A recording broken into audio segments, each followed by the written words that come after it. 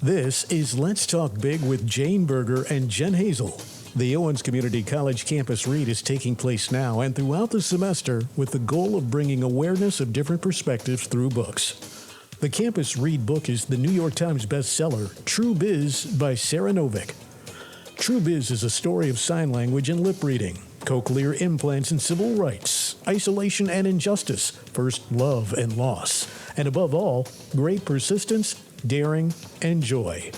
Now, sharing passages, topics, and events related to the book is Owens Community College Director of Library Services, Jane Berger, and Professor of English, Jen Hazel. Welcome to Let's Talk Big. I'm Jen Hazel, and my co-host is Jane Berger. And as promised, we have back with us Joe Duda. Thanks for having me back. Oh, thanks for coming. Well, we were kind of in the middle of a very cool discussion about altering, the ability to alter certain characteristics to eliminate deafness, for example. So just a little recap in case you missed the other episode. This is on page 205, The Cure for You, and so it talks a little bit about how hearing people have really been trying to cure deafness since the beginning of time, and then it just kind of highlighted some of the crazy ways that crazy humans have tried to fix deafness, including chemicals such as silver nitrate, catheterization, going through the nose to try to clear blockages. My personal favorite is flying in an airplane upside down to change the pressure. So these folks who are hearing impaired or deaf have, maybe tried some of these things thinking that it would help them hear, or their family members or, loved ones wanted them to try these things. So that begs the question then about how far is too far?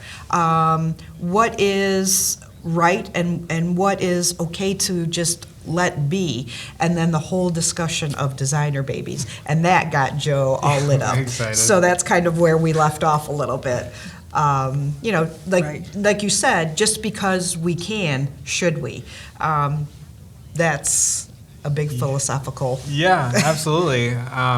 And just we were talking about, there seems like there might be some clear cases of illness we want to get rid of, like rare kinds of cancers, but it really gets difficult when we talk about the things that make us who we are. Should we change them? Would we be effectively what some some dramatic philosophers call like the non-biological death of ourselves? Would we take something away that changes who you are fundamentally, such that you no longer exist and someone new is created?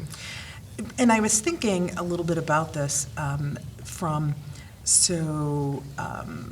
there is a lot of discussion in the autism and neurodivergent communities where they believe that most likely autism is, there could be other environmental factors, but most likely it is hereditary, which means it is comes through genes, which means they could pinpoint a gene and also then do gene therapy on that, meaning they could change that path for that individual. Could it be eradicated?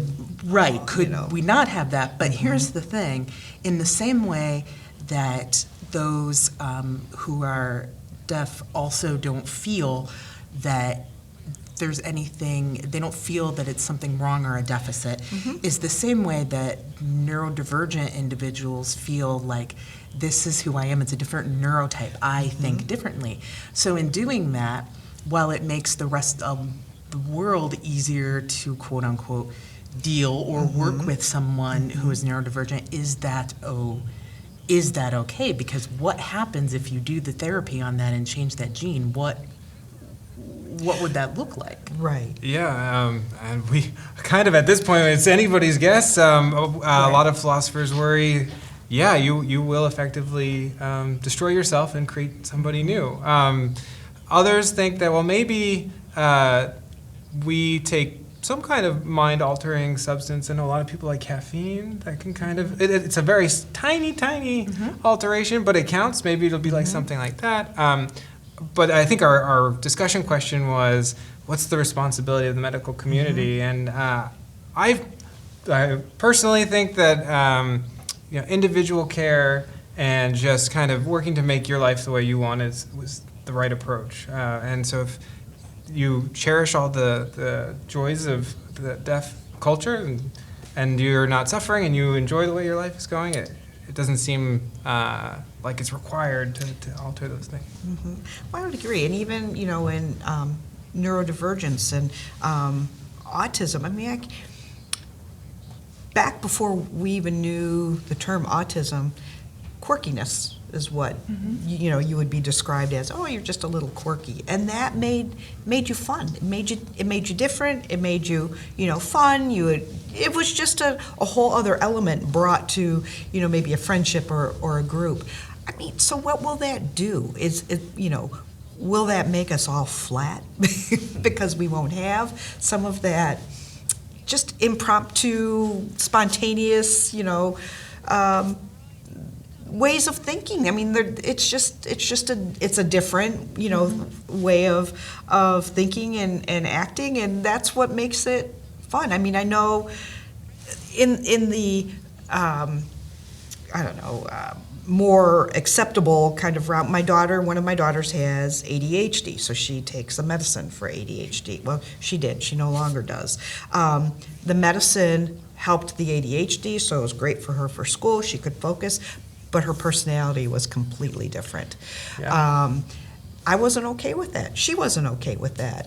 So she worked really hard to try to figure out how to work within that challenge when she was in school, so that she didn't need to take it and it didn't, change really who she was. I mean, her whole personality was just different. Yeah, and I think that's something that throughout history, especially hearing some of those fun ways that they've tried to cure deafness, that a lot of people, until recently, maybe didn't take into consideration, was that the quality of one's life isn't just defined by like, well, what body parts of yours, which ones are working and which ones aren't. Right. It's do I like my life? How do I feel as a person? Those things are really, really important. Right. Exactly. Yeah, absolutely. Well, Joe, we thank you for coming back. Thanks for having me back.